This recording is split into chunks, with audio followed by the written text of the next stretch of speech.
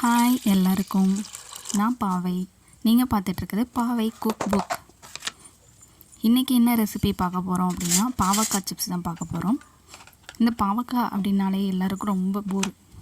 ஆனால் இந்த சிப்ஸை செஞ்சு சாப்பிட்டு பாருங்கள், உங்களுக்கே ரொம்ப பிடிக்கும். செஞ்சுட்டு கமெண்ட்டில் ஆன்சர் பண்ணுங்கள். இப்போ பாவக்காய் மூழ்கிற அளவுக்கு தண்ணி நான் எடுத்திருக்கேன். அதில் மஞ்சத்தூள் உப்பு போட்டுட்டேன். அப்புறம் பாவக்காவை சோக் பண்ண போகிறேன். அரை மணி நேரம் அதில் பாவக்காயை ஊற வச்சா தான் அந்த கசப்பு போகும். ஓகே, பாவக்காவை நல்லா ஊற வச்சாச்சு. பாவக்காய்க்கு தேவையான மசாலா ரெடி பண்ணலாம். கடலை மாவு 1 கப், அரிசி மாவு 1/2 கப்,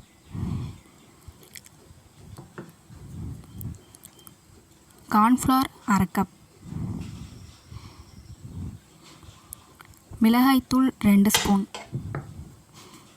மஞ்சத்தூள் 1/4 ஸ்பூன், உப்பு தேவையான அளவு.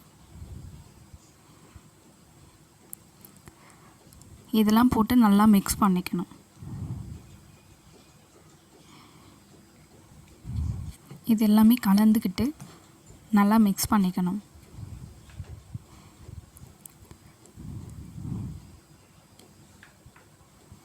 ஓகே, மஞ்சத்தூள் உப்பு தேவையான அளவு போட்டுக்கணும். எல்லாமே நல்லா கலந்து வர மாதிரி மிக்ஸ் பண்ணணும்.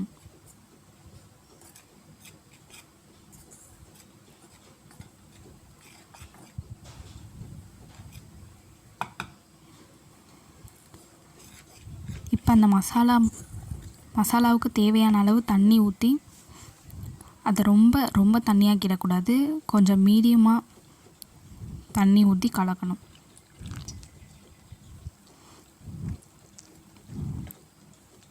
ஏன் அப்படின்னா, ஏற்கனவே பாவக்காய் சோக் பண்ணி வச்சுருக்கோம், அதுலேயும் தண்ணி இருக்கும். அந்த பாவக்காய் எடுக்கிறப்பையும் அதில் தண்ணி இருக்கும். அதனால் அந்த தண்ணி இதில் கொஞ்சம் இந்த மசாலா ஊட்டுறதுக்கு கரெக்டாக இருக்கும். கொஞ்சமாக தண்ணி ஊற்றி கலக்கணும்.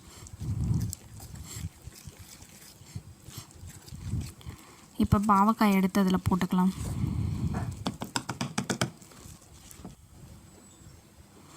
பாவக்காய் நல்லா மசாலாலாம் நல்லா கோட் ஆகிற மாதிரி பாவக்காயை நல்லா கிளறி விட்டுக்கலாம்.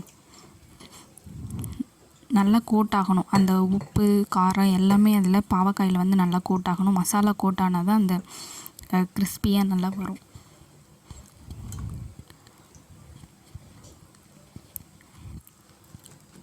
இந்த மாதிரி ஒரு தடவை செஞ்சு சாப்பிட்டு பாருங்கள், நல்லாயிருக்கும். நல்லா பாவக்காயில் நல்லா கோட் ஆகிற மாதிரி கொஞ்சம் நல்லா எடுத்து விட்டு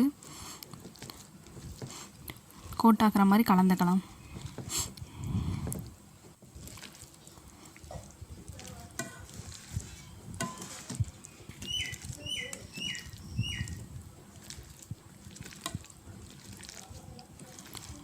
இந்த ரெசிபி செஞ்சு பார்த்துட்டு கமெண்ட்டில் சொல்லுங்கள், நல்லா இருக்கா இல்லையான்னு. உங்கள் ஃபீட்பேக்கை கண்டிப்பாக மறக்காமல் சொல்லுங்கள். ஓகே, இப்போ ஆயில் பேனில் ஊற்றிட்டு ஆயில் நல்லா சூடாகிற வரையும் வெயிட் பண்ணலாம்.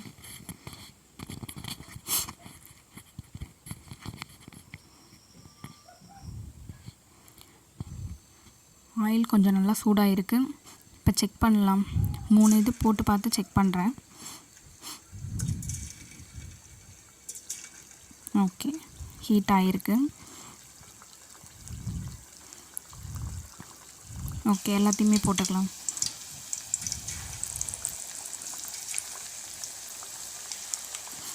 ஒன்று ஒன்றாவும் போட கஷ்டமாக இருந்ததுன்னா கையில் மொத்தமாக எடுத்துகிட்டு ஒன்று ஒன்றா போடுங்க. அப்படி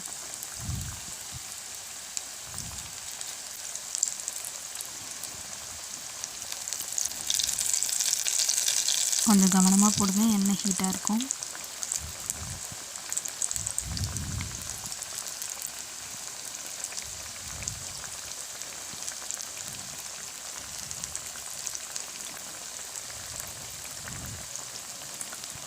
ஓகே,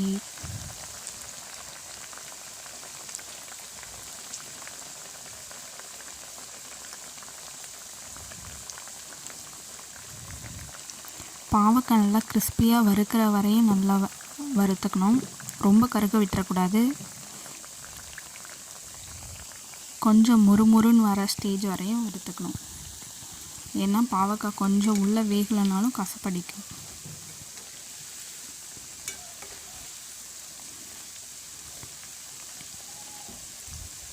நான் 3 ஷிஃப்ட்டு போட்டு எடுத்தேன். மூணுமே போட போட காலி ஆகிடுச்சு. அப்போ அந்த எந்த அளவுக்கு டேஸ்ட்டாக இருந்திருக்கும்னு பார்த்துக்கோங்க. நல்லா தான் இருக்கும். நீங்களும் ட்ரை பண்ணுங்கள். இந்த மாதிரி நான் சொன்ன ரேஷியோலேயே அந்த மாவுலாம் கலந்துக்கோங்க. கலர் பவுடர் மட்டும் யூஸ் பண்ணாதீங்க தயவு செஞ்சு, அது நல்லதில்லை. நேச்சுரல் கலர் தான் ஆல்வேஸ் குட்.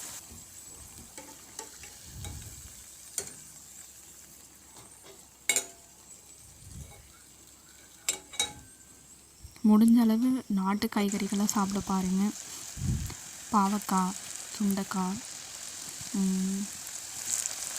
கொத்தரங்காய், புடலங்காய், முருங்கைக்காய், இந்த மாதிரி நம்ம வீட்டை சுற்றி இருக்கிற காய்கறிகள், நம்ம வீட்டில் வளர்க்குற முடிய காய்கறிகள், ஏன் சுண்டைக்காய்லாம் வீட்டிலே வளர்க்கலாம். இந்த மாதிரி காய்கறிகளாக செஞ்சு வாரத்துக்கு ஒரு நாள் சாப்பிடுங்க. சுண்டைக்காய்லாம் சுகருக்கு நல்லது. அந்த மாதிரி சாப்பிடுங்க. பாவக்காய் ஆல்வேஸ் குட். சுண்டைக்காய் ரெசிபி நான் போடுறேன். நெக்ஸ்ட் வந்து கடலை வறுவல் வந்து மசாலா வறுவல் வருது, அதையும் பாருங்கள். ஃப்ரீயாக ஒரு நாள் பேசலாம்.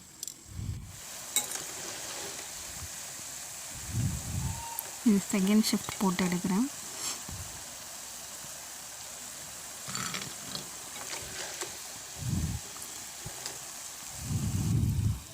பாவக்காய் வறுவலும் ஒரு இது போடுறேன். எனக்கு ரொம்ப எனக்கு தொட்டுக்கையிலே ரொம்ப பிடிச்சது பாவக்காய் வறுவல் தான். பாவக்காய்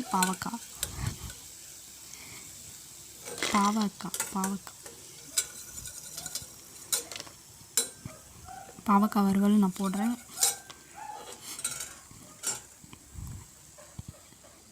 ஓகே, முடிஞ்சிச்சு. எவ்வளோ கிறிஸ்பியாக இருக்குன்னு பாருங்கள். அதை அப்படியே சாப்பிட்டேன்.